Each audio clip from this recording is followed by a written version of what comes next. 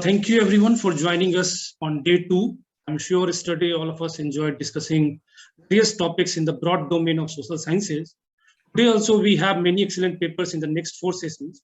But before that, we would like to start the day with a topic which is one of the foundation stones for all researchers, that is how to write. We generally face some questions such as, for a particular idea in mind, should we write or not? If we start writing, then how to proceed? After writing, we ask ourselves, am I making sense or not? These questions are practical problems that we face as young scholars.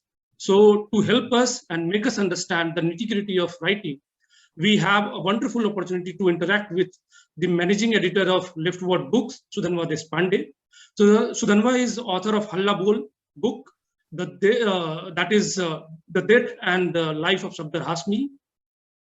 He has held teaching position at National Institute of Design, Ahmedabad, and AJK Mass Communication Research Center, Jamia Millia Islamia. Since 1998, he has been managing editor of Leftward Books. He is the editor and co-editor of many books. His articles and essays have appeared in Drama Review, The Hindu, Frontline, Seminar, Economic and Political Weekly, among others. We also know Sudhanva Deshpande as a theatre director and actor. He joined Jan Natya Manch in 1987 and has acted in more than 4,000 performances of more than 80 plays. So with these words, I welcome Sudhanva Deshpande. Now, Sudhanva, over to you. Please unmute. Please unmute.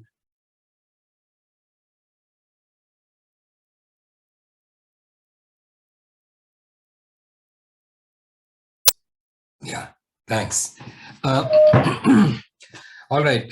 Thank you very much. Very pleased to be here. What I'll be doing is I'll be sharing my screen, and I'll be making some broad points about, how to write, what to write, and stuff like that.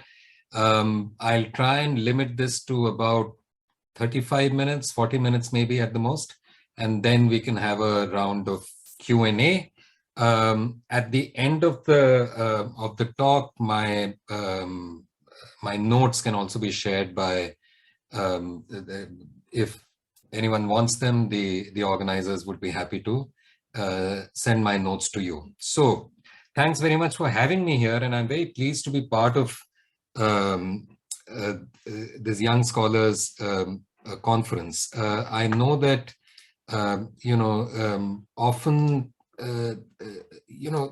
writing can be quite a sort of a slightly intimidating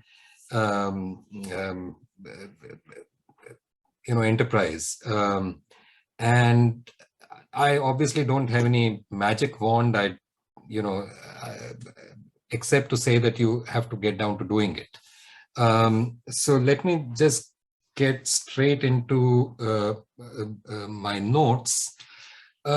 The first point I want to make is that, look, writing is your right, and you must claim that right. In other words, a lot of people are intimidated by the very fact of writing, that you keep thinking to yourself, oh my God, that person has written a book, that person has written a book, all the people that you admire, they've written papers, they've written books, they've done this, they've done that. How can I join that rank, those ranks, that list? All of us have a list of our favorite authors and so on. How can I become part? I'm just intimidated. And I want to say that don't be intimidated by that. And certainly don't be intimidated by language. By that, what I mean is that for many of us, English is not our first language. English is not even our second language sometimes. English is a language that many of us learn later in life. We struggle with English often. And I mean, I know for myself, for instance, that I couldn't really speak English till I was, in my maybe class 12, first year undergraduate, and so on. I couldn't really speak English.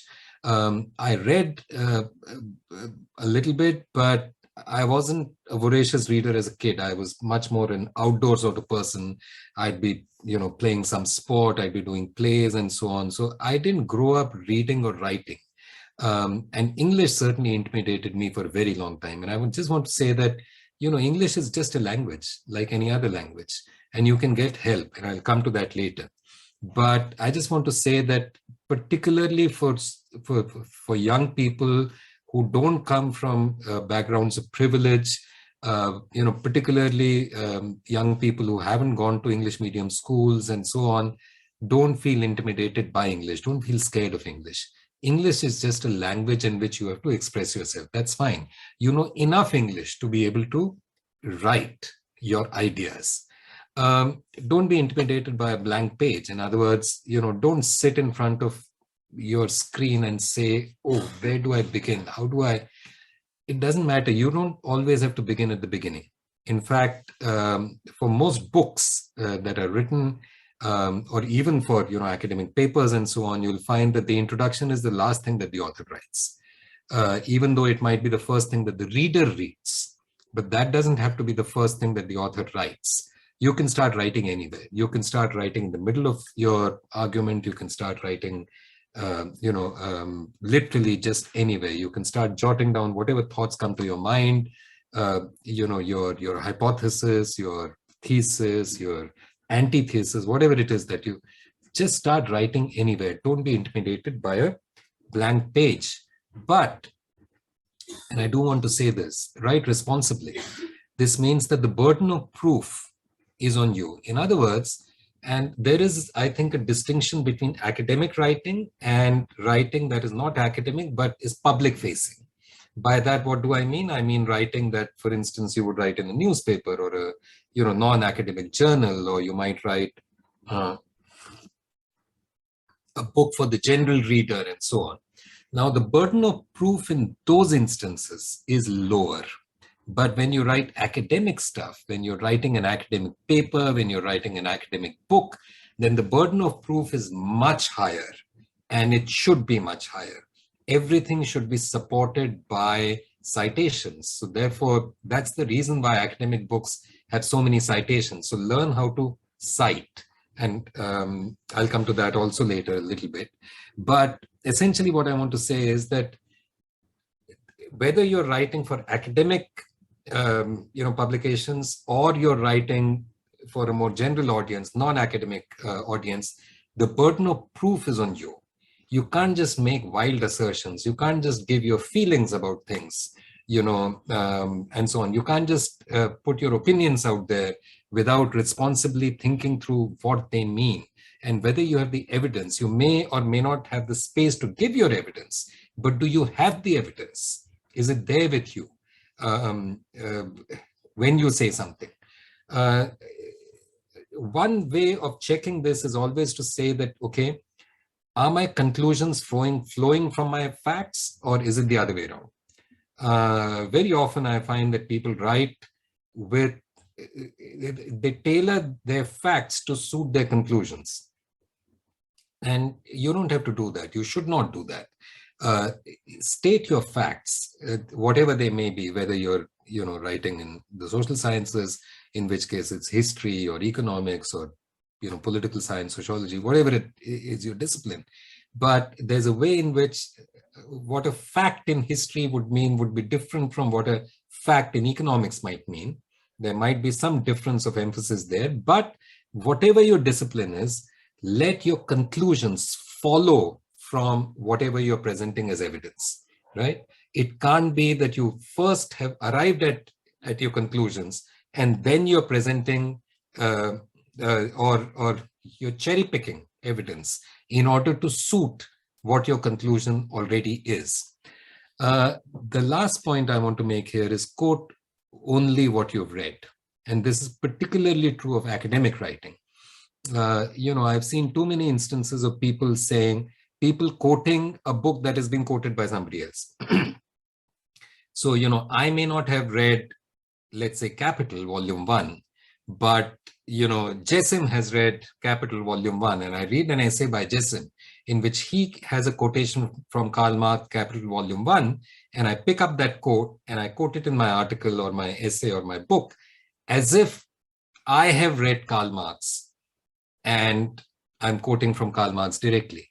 No, that's not on. That's not correct. It's dishonest.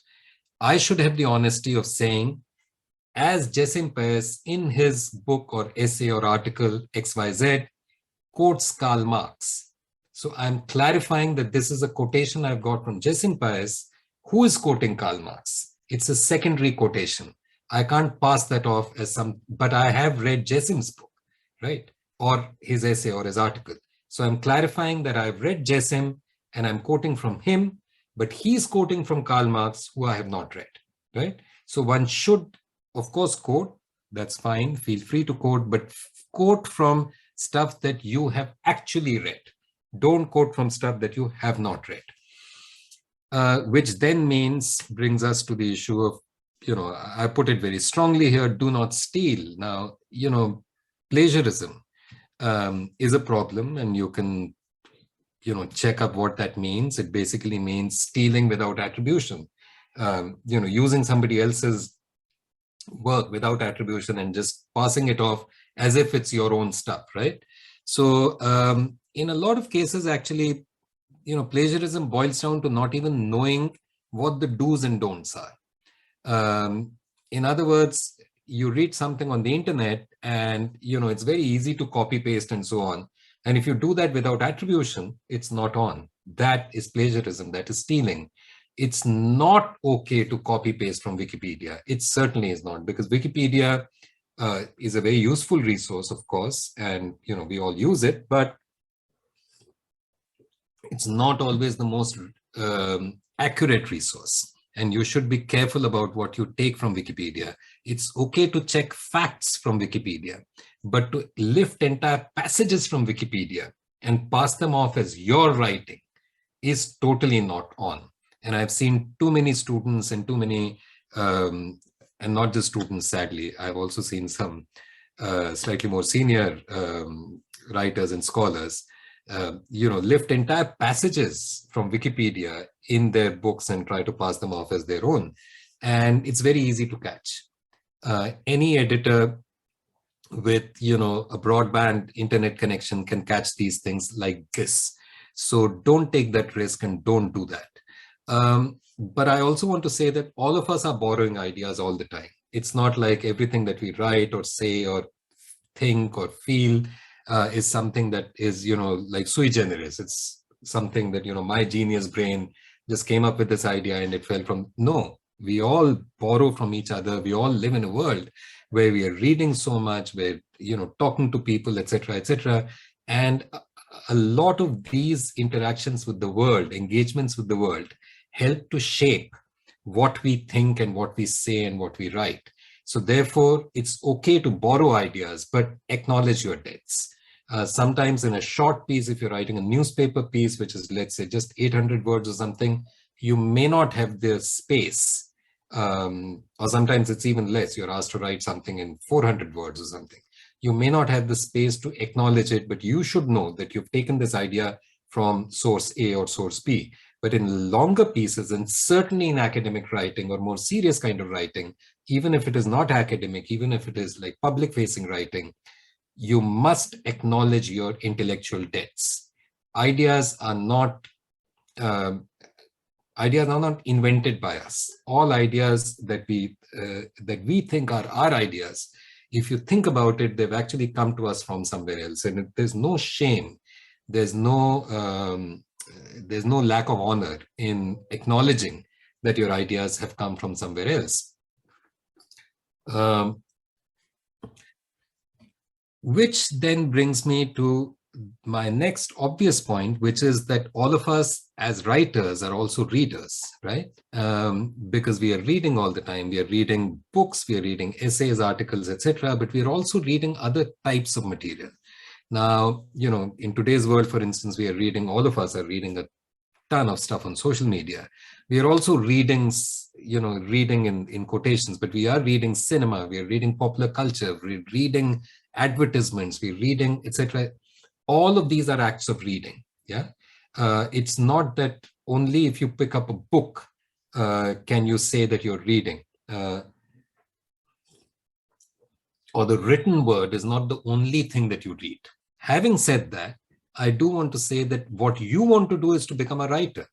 that you want to write, which means that you have to deal with the written word.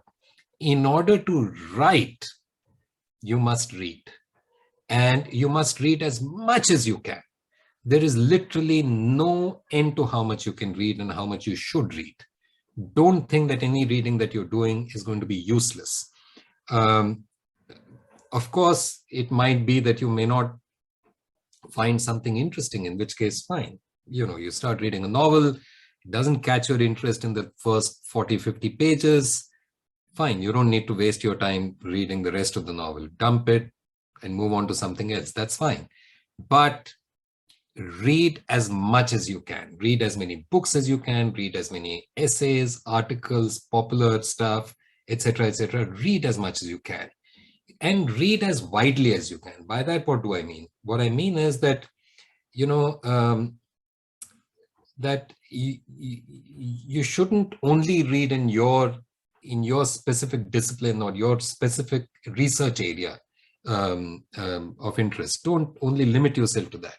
Read as much as you can and read as widely as you can. In other words, read non-fiction, read popular stuff, read science, read fiction, long fiction, short fiction, read poetry, read plays, literally read as much as you can and as widely as you can. Because what that does actually is that it helps to develop taste. Reading is also a practice. And the more you read, the more you're able to discern between good prose and not so good prose, and okay prose and bad prose. If you want to be a writer of good prose, and all of us should aspire to be writers of good prose, and I'll come to what I mean by that in a minute, but if you want to aspire to writing good prose, you must practice reading good prose. And of course, everybody's style will be different. You will have your own individual, style, but your style will not develop unless you read as much as you can and read different types of writers. Don't just read one type of writer. In particular, read sometimes writers who are good writers, but who you don't agree with, because that is helping you to wrestle with their ideas. And it's helping you to think about, why is it that I don't agree with this person or what this person is saying? Why don't I agree with this? What is making me uncomfortable about this? But in particular, you'll always find that there are writers who you may not like very much. You may not like what they're saying, but you love their style. They're very good writers. And there's no embarrassment in learning from very good writers. Looking at their style, looking at their prose and saying, wow, this is a good sentence, Now, a lot of people get a little intimidated by the idea of style, or, saying, oh, what is a good sentence? There's no one template of a good sentence, right? But a good sentence would be a sentence that that sort of encapsulates what you want to say without any additional stuff in it. A good sentence is not necessarily a flowery sentence. It's not a sentence that uses a lot of big words and so on.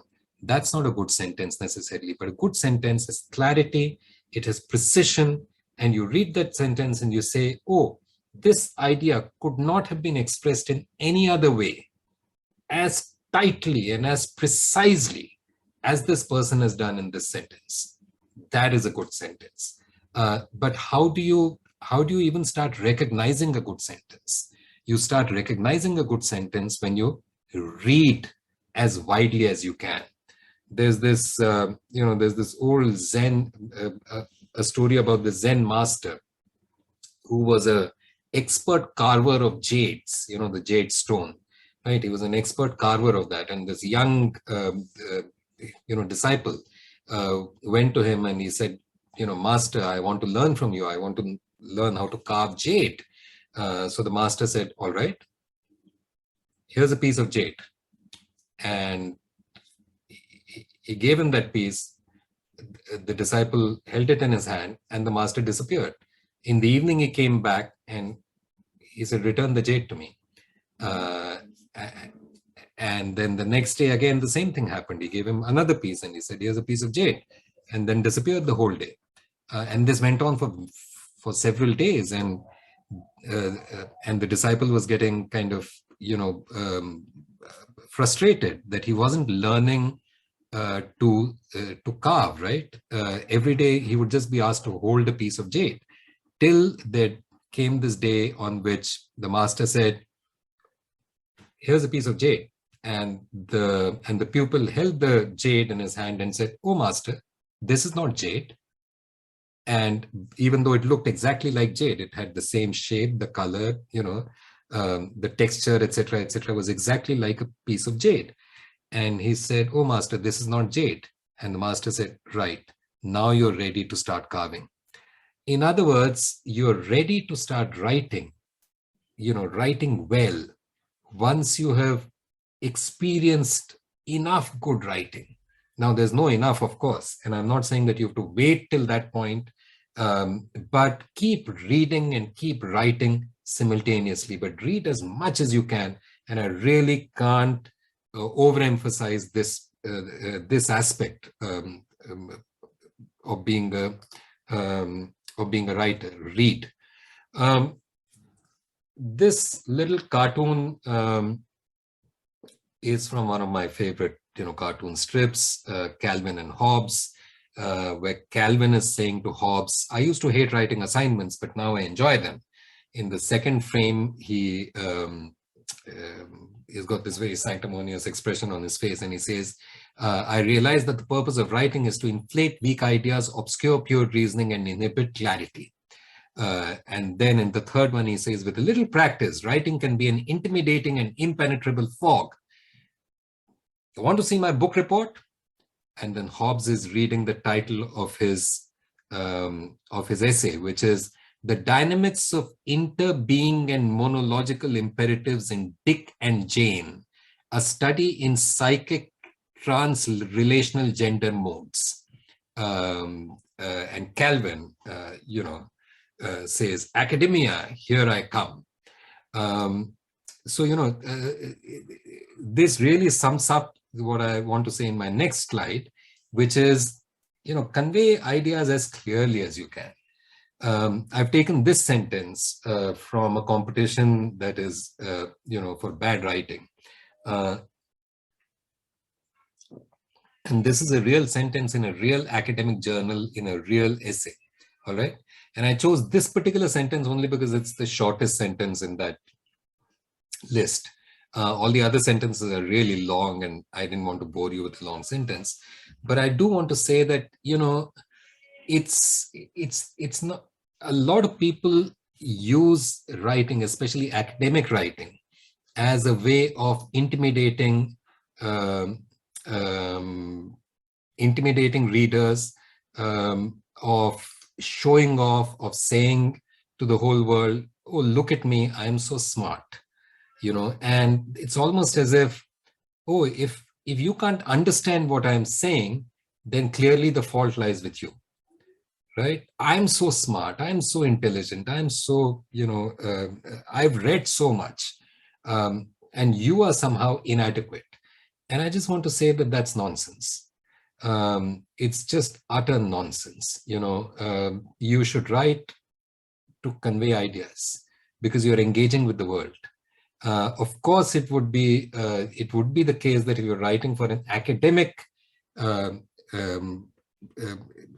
an academic setting, in other words, if you're writing for your peers who are your academic peers, then of course you may use some jargon which they would understand and you would understand, and you don't need to explain things in great detail. But whether you're writing for academics or whether you're writing for the public at large, clarity is something that you can never compromise on. Try and put what you want to say as clearly as possible. And in order to do that, it's again connected to all the points that I've made earlier, which is that, clarity is conveyed through succinct and good sentences, good prose. One hallmark of good prose is how clearly it conveys something, and so on. And I mean, one can give many, many examples of good writing and stuff. But I just want to say that, don't write in order to obscure ideas. Don't write in order to impress people. Don't write in order to intimidate people. That's not the purpose of writing. The purpose of writing is to share ideas, is to make yourself intelligible. Which then, I also just want to say that, for a lot of people who are learning to write for the first time, even though you might have written, answers and essays and so on in your English class or whatever class in school and college and so on, now you're writing your own stuff, right? You're writing your own research, you're writing your own ideas and so on. And in doing that, there is absolutely no embarrassment. You should feel no shame in using resources that would help you to write. And these tools and resources are very widely available now. Especially if you're writing on a computer, then it's really easy to find these resources on the internet. So I'll give you a very simple example. What I mean by that is, a lot of us use, for instance, Word to write, right? And in Word, you'll find those red squigglies and the blue squigglies and so on. And often we don't pay attention to the blue squigglies because, that's we don't even see it. And sometimes it's actually useful to see that thing and say, why is Word saying that your sentence might be grammatically correct, but why is Word saying that this is a problem? And you might find, for instance, that your sentence is a passive sentence, for instance. Now, what is a passive sentence? What is an active sentence? Why a passive sentence is a bad sentence, etc., is something that we can go into later if you wish, etc. But that's only one example of not good prose, not good writing. But there are many, many other examples that that one can think of. And there are very easy ways in which one can just counter check that one is not making mistakes and so on. There's no shame in looking up, dictionaries, especially online dictionaries for meanings of words. Sometimes you start writing and a word comes to your mind and you say, oh, does it mean exactly what I mean? And, just check it up. It's not a big deal. A lot of us use Google, for instance. Go to Google and say, define word XYZ, and it'll immediately pop up, or, spell XYZ, and it'll tell you what the correct spelling of a word is and so on. There are style guides, there are books on writing. A lot of young researchers don't actually know that there are thousands of books on writing. I'm not joking. There are literally thousands of books on the craft of writing, on the art of writing, whether it's academic writing, whether it's creative writing, whether it's nonfiction, whatever it is. There are literally hundreds and thousands of books out there on writing itself. Right at the end of my notes, I've given a very, very tiny list of some 4 or 5 things that I find very useful. A couple of them are books on writing. And if you start reading them, etc., then it'll open your mind up and it'll open your eyes up to how to recognize good writing and so on. But also lean on your teachers, your guides, your friends, and so on, and people like me. In other words, I'm an editor. I'm professionally an editor in a publishing house. It is my job to help you say what you want to say better. In other words, it is my job to help you as the author to convey your ideas in the best possible way to an audience that's out there. In other words, I think of myself as the editor, I think of myself as a kind of a midwife, right? That I'm not the mother of the child, and I'm only helping the mother to bring the child into the world. That's my job. And when the child comes into the world, the child will have their own life. That's what I do to books. that these books will then have their own life. There's a mother or a parent that has given birth to these books, yes, but it is my job as the editor to help you write the best book that you can write. And there is absolutely no shame again in helping editors help you write. As editors, we often, especially with young and new authors, we often get into a conversation with them about, right at the outset, about, we'll only take up your book if you're open to really significant amounts of intervention by us as editors, that we are going to work very hard on your book, but you have to allow us to work hard. Don't let your ego stand in the way. Don't think that everything that you've written is perfect. No, it'll never be perfect. I've been a professional editor for almost 20, or no, actually more than 25 years, right? The first time I wrote my book, the first book that I wrote, it was edited by 3 people. And each one of the editors who worked on my book helped improve the book enormously, significantly, So here I am, I'm an editor. I know what editing involves and I can think like an editor. But even when I was writing my own book, I found that even though I know how an editor thinks, I could not think through all the questions that these 3 editors then asked me. And answering those questions and the way in which they helped to tighten my argument, help me write better sentences, etc., was enormously useful for the book. At the end of the day, that book or that essay or that article is going to go out in your name. You have to do the best that you can and take help from people who can help. What do I mean by don't write a masterpiece? That often, we get intimidated by the fact that, oh, I'm going to put this out in the world and it's going to stay there forever and ever. No, it's not. Don't kid yourself. If you write something today, it might be forgotten in 3 weeks if it's an article that you're writing in a newspaper. You'd be lucky if it stays alive for 3 weeks, actually. If you're writing a book, you'd be lucky if the book stays in public discourse for maybe 2-3 years. If it's an academic book, maybe a little bit longer, maybe not. I don't know. Don't feel like you're going that you're going to put something out there and it's going to last forever and ever. What that does is puts unnecessary pressure on you. And you will never think that it's good enough because you're judging yourself against the best authors that you've read. And you keep thinking, oh, I can never be as good as that person. I can never write as well as that person. Don't do that. Think about writing as a provisional act. That right now, this is what I feel. Tomorrow, I don't know, my life experience might change. My research might change. My thoughts on something might change. Here's what I feel right now. I don't have to write for the ages. I don't have to write for all posterity. I just have to write for the people around me today.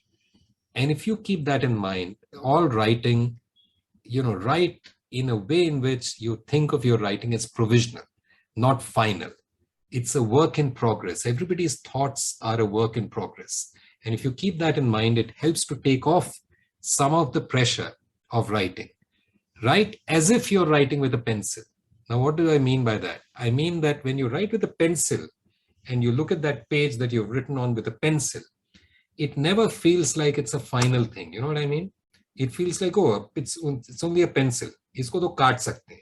I can rub it off. I can cross it out. I can doodle next to it. It's fine. It has that rough feel to it. And it's fine. Write as if you're writing with a pencil. Think, even if you're writing on a computer, whatever. And then I want to say, do please write with pencil on paper. Because that really helps to kind of get your thoughts out there without it having this, veneer of finality to it. You don't feel like you have to write your final thoughts. If you jot down ideas with a pencil on paper, it really helps to clarify what you want to say and how you want to say it. In other words, create a map. Write down the flow of your arguments before you start actually writing your essay, and keep refining it. It's okay. You might have a certain structure in mind, especially when you're writing a book. You might have a certain kind of chapterization in mind before you start writing.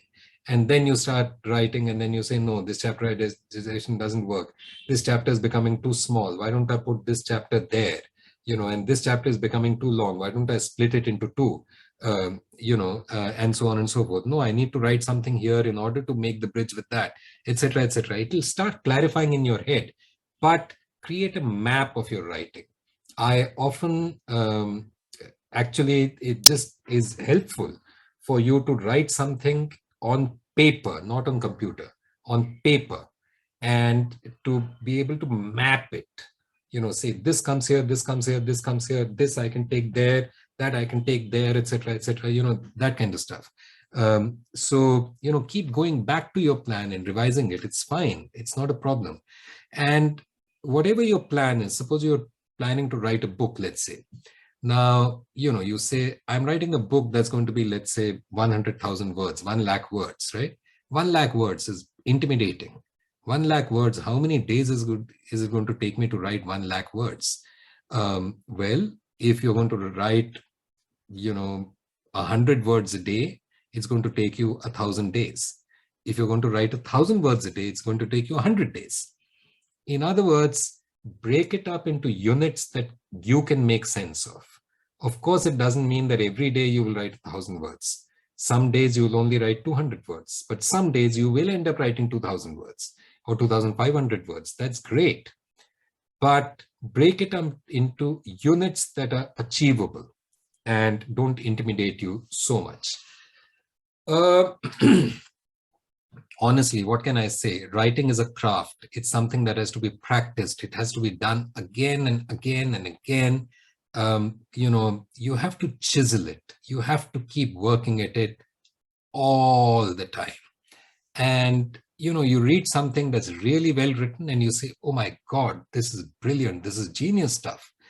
And you never see how much hard work the author has done behind that genius work. How many years of practice it has taken that author to get to the position where they're able to write something as beautiful as what they've written, this chiseled prose, this clean prose, this absolutely, bang on way of saying something, right? It requires years and years and years of practice. Talent, honestly, my friends, is totally overrated. It doesn't matter. Really, it doesn't matter. Writing is all about practice. You have to do it again and again and again and again, and you have to write every day. And when I say you have to write every day, don't think of writing WhatsApp messages as writing. Don't think of writing a tweet as writing. Don't think of writing a Facebook post as writing. That is also a form of writing. I'm not trying to diss it. But if you want to be a serious writer, then get out of that framework of all the time. Of course, there are people who write genius tweets. They're really, really good at tweeting. They're fantastic. They can be funny, they're succinct, etc. Whatever. That's fine. That's a talent, or it's a skill that you can acquire over time, etc. Is that what you want to be? Do you want to be a social media writer, or do you want to be a writer of essays and articles and books? If you want to be a writer of essays and articles and books, then you have to practice that. What does that mean? It means that you have to write every day, not in a social media landscape, but write in your notebook every single day. Write on your computer if you can write on a computer, but write every day. That's the only way you'll become a good or a better writer. The last point I want to make is, we live in an awful world. There are all kinds of really terrible things going on around us. And there are very many people out there who don't want you to tell the truth about the world that we live in. Don't listen to them.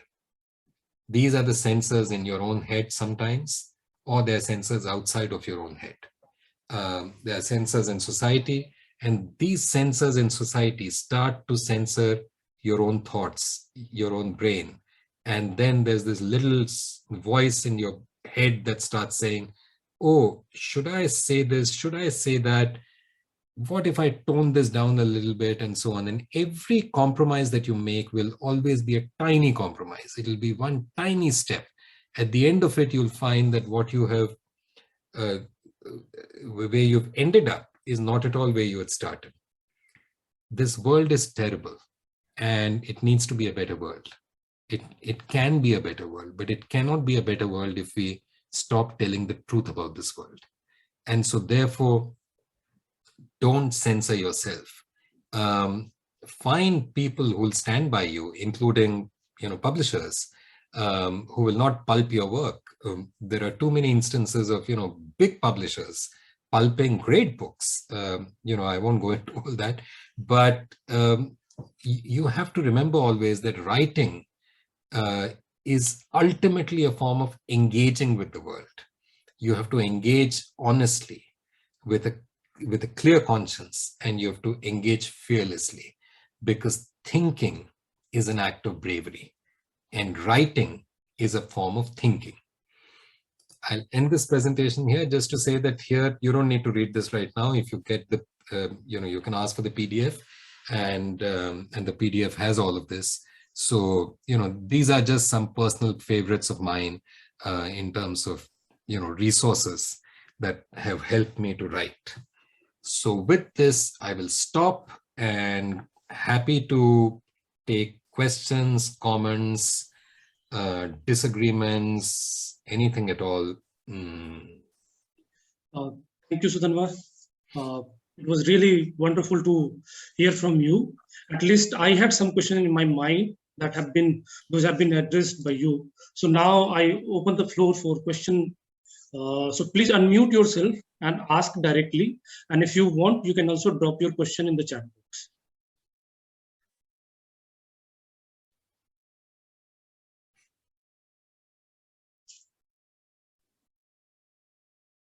Those who want to ask questions, those who want to speak. I have a question. Cannot unmute themselves. Can they unmute? Am I audible? Yeah, maybe Yes, they yes. have to raise their hands and ask. All We will unmute them, and those who Got can unmute themselves can ask the question. Sorry about that. I'll go ahead. From next time, I'll raise my hand. So it's getting very difficult in today's day and time to speak truth to power, to say things exactly as they are instead of sugarcoating them. And I think it's also an inherent inbuilt fear that we are basically inculcating because of the political atmosphere. Are there any tips that we can use, some things to help us decrease the fear that we have to speak truth to power, or speak things as they are? All right, thanks very much. Great question. And, a very vital question for our times. I'm not sure who had asked this question because I can't see the names, but Soumya. Her name is Soumya. Soumya. Okay, thanks, Soumya. So just a couple of things I want to quickly say. Firstly, this idea, we all say speak truth to power, speak, etc. I'm not entirely convinced that that's how I would personally like to put it. Speak truth to power. Well, they know the truth. They don't need us to speak truth to them. I would rather say that we need to speak truth about power. Not to power. Maybe that's what you meant, or maybe you agree or don't agree with me, either way. But I just want to say that in my head, I'm not speaking truth to power, I'm speaking truth about power to other people. That's one. Secondly, think about who your allies are. Think about who you're writing this for. If you think about allies, then you will not feel so, alone. Now, of course, it depends on what you're writing, who you're writing for, etc., etc. But the larger point I want to make is think about who will support you, who and why should anybody support you? Because after all, it's not incumbent upon people to support you, but they will support you if what you say is of use to them. If it is of some concrete use to them in their lives, then they will support you. And I feel like I feel like sometimes as writers, we lose sight of the fact that we are writing for other people and that we are trying to build allies in this world. There are movements going on the ground, and these movements, I don't only mean like political movements. I mean there are social processes that are unfolding, that are going on the ground, in society, in reality, all the time. We have to decide where we stand in relation to these changes that are unfolding all the time. And if you stand in support of certain types of changes or certain progressive values or you'll find that there will be people who will come and stand by you and who will give you support and who will give you strength. Writing is a lonely process only in the last instance. Writing is only lonely when you actually sit down to write. Before that and after that, it should not be lonely at all. You should be able to engage with the rest of the world and build allies that will help you to write. So that means it is not necessary that it should be sugar-coated. This is what you are saying. Yeah, certainly not. I mean, why would you want to sugarcoat anything? Yeah. I mean, tell the truth, absolutely, as you see it. Tell the truth as you see it, but think about who do you stand with in the great social, processes of our times. Who do you stand with? And if you stand with the majority, the vast numbers of people, as opposed to the tiny minority, then you'll find that they will come and support you. They'll stand by you. Shuman, you can ask. Yeah, am I audible? Yes. Yes. Okay, so thanks for this session. First of all, like it's really brilliant and was very helpful. I wanted to ask, like, again, it's a very common feeling that, for example, we follow people on social media who really read a lot and very diverse, like very diversely and widely. So it is somewhat intimidating because we are just beginning to read. For example, I'm a master's student and I see people who have their expertise, suppose in their field, but they read a lot of other things also. But I'm also quite curious about a lot of things. I have a science background and doing masters in social science, so I try to follow what's happening in science and of course bringing some insights from there in my social sciences. And then there is a lot in social sciences if you really want to cross discipline of your own discipline. So what I struggle with is that, first of all, to balance with this diversity and my own specialization. And second thing, the own limitation of things, like we don't have unlimited time to do things, but then we have to compromise on stuffs and all these things. I mean, this is just a mixed feeling. So I just wanted to have a comment on this. Yeah, well, I mean, honestly, we are all constrained for time. And we all have to decide what we are going to spend our time doing. So therefore, you might find that you will have to ration your time on social media. How much time are you spending on Facebook or Twitter or WhatsApp or something in order to find time to read? That might be a decision that you might need to make. You might need to do some tech detox, every day, maybe for 2 hours, just shut off all your devices or whatever. I don't know. I mean, different people do different things. But don't feel intimidated by the fact that somebody else has read 1,000 books and you've only read 5. Because that person had also only read 5 at some point in their lives. Maybe they had an earlier start than you did. Fine. I mean, your life is what your life has been. That's okay. Start reading. Just keep reading. Don't give up reading. Read everything under the sun. Read everything that you think catches your interest. And I promise you that you'll find that when you start writing yourself, then the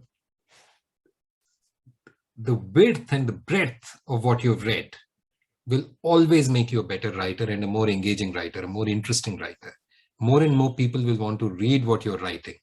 If you have read different types of things, and the width and the breadth of your reading will be reflected in some way or the other in your writing. So don't think that any kind of reading that you do is useless. What's the point of this reading? No. Everything that you read will have a point. But keep reading. There's no other way to do it. Divya, now you can ask. Yes, sir. Thank you, sir. Good afternoon, sir. It was such an insightful presentation, something that I very closely connect to and relate with, and something that I have very consciously followed as well. Thank you so much for that. Sir, I have two questions. I am doing PhD in political science and working in the area of non-Brahmin, Dravidian Tamil politics and Dalit politics in Tamil Nadu. So two of my questions, one focuses on emotion and writing, another focuses on identity and writing. So emotion is something that I, as a researcher, as a human, as a person who is aiming to engage deeply with my topics of exclusion and discrimination, is confronted with. There are people who say you should keep away your emotions, just become unemotional, and you have to be very objective, detach yourself and write what you have to say so that you appear objective in your opinions and perspectives. But I, as a person, feel when I'm dealing with topics such as caste, gender, religion, exclusion, and marginalization, I cannot be emotional about it. I cannot be completely detached about it. I am a sentient being. I am a sensitive being. So I feel that for me, having those emotions and then writing about those topics makes that engagement more meaningful, more honest and genuine. But at the same time, I always have academicians, some political leaders and activists coming up to me and telling me that I should not be this much emotional when it comes to writing.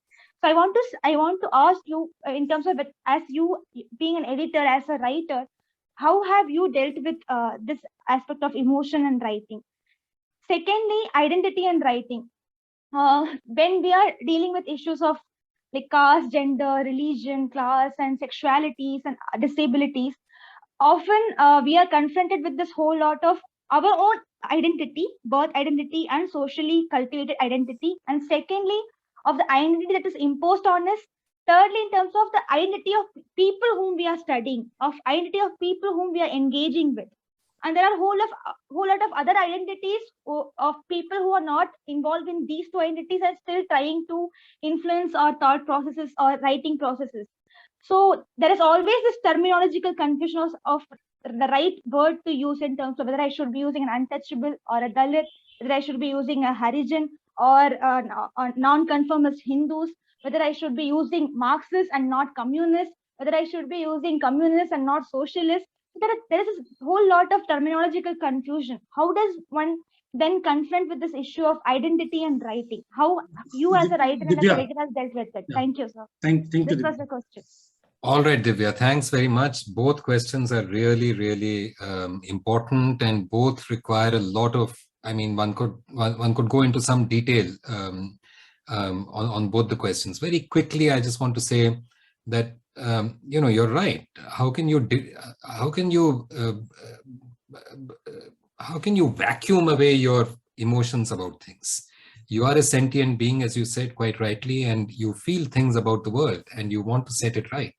And so therefore your emotions, your passion will shine through in what you write. At the same time, I think the point I was making earlier about being responsible, write responsibly. Write things that you can back up with either research or the research that you've done or research that other people have done and so on. It can't only be emotion.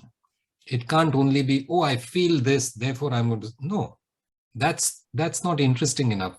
I mean, you can do it, but it may not be very interesting to me as a reader. So you have to ask yourself the question, what am I giving the reader that will make them interested in continuing to read me? And that will be a balance of both these things. On the one side, there is your passion, your emotion, and you feel strongly about something. Of course, put it out there. That's fine. That's not a problem at all. On the other side, be responsible in what you're writing. And so therefore you have to be able to back what you're writing with evidence, with facts, with research, and so on and so forth. This other question about identity is also important, and there are many different levels at which one can see this issue. For instance, it could be that, you know, I have been born in a family that is a Brahmin family. You know, I've been born in that family. I've been born in a family that spoke Marathi. I wasn't born in Maharashtra. I've stayed in Delhi all my life, but, you know, etc. I have been born in a family that was middle class, and so on. So there are all of these identities, and I'm, you know, I identify as a man in terms of gender and so on. So there are all of these identities that are part of my identity. Now, does it mean that that this identity necessarily forecloses the option of my appreciating, understanding, empathizing with other identities? I don't think so. I think what makes us human beings is the ability to be able to transcend our identities in some ways. You can't always transcend in every way, etc. You can't suddenly, you know, just give up. It's not possible. You are in this world, you are in this society, and so on. But the ability to be able to transcend the limitations of your identity and to go beyond that, and to be able to understand, appreciate, empathize with, etc., is an ability that we as human beings do have. Now, of course, it goes without saying that for instance, on issues of, let's say, sexuality, are there enough number of people from the spectrum of sexual identities who are writing about their experience? That's important. Of course, it is important.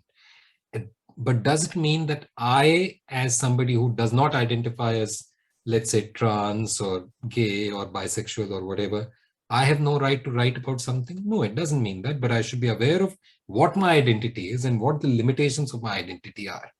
And within those limitations, if I'm aware of them and I'm able to engage with ideas that go beyond those limitations also, but being aware of my limitations, I think it's really important that while we recognize the reality of identities, we are not imprisoned by them. Sudhanva, there is a question in the chat box, so I will read it to you, and probably that is the last question for this session. So the question is about where to stop reading. So the person says, your thought process is often built on series of arguments where one thing follows from another thing. This goes on endlessly. Not pursuing it also leaves loopholes in your understanding. But the question is where to stop reading.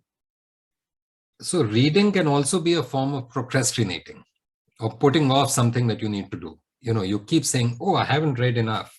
You know, I need to read these 5 books before I start. No, I mean, particularly as you say, if there are deadlines and so on, then you've got to decide. You have to write a 5,000 word essay, suppose, and you're only going to write 500 words a day on average, then you need 10 days to write that essay. That's just a simple, you know, mathematics. And so which means that 10 days or 12, 15 days before your deadline, you have to stop doing other things and you have to get down to writing, you know. So you've got to manage your own time. Don't use reading as an excuse for procrastinating. I don't know enough. No, you'll never know enough. I haven't read enough. You will never have read enough. But at the same time, does it mean that you stop reading? No, of course not.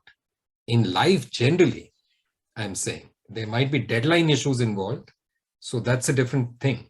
But in life, generally, don't ever stop reading. Keep reading as much as you can. Thank you, Sudhanva.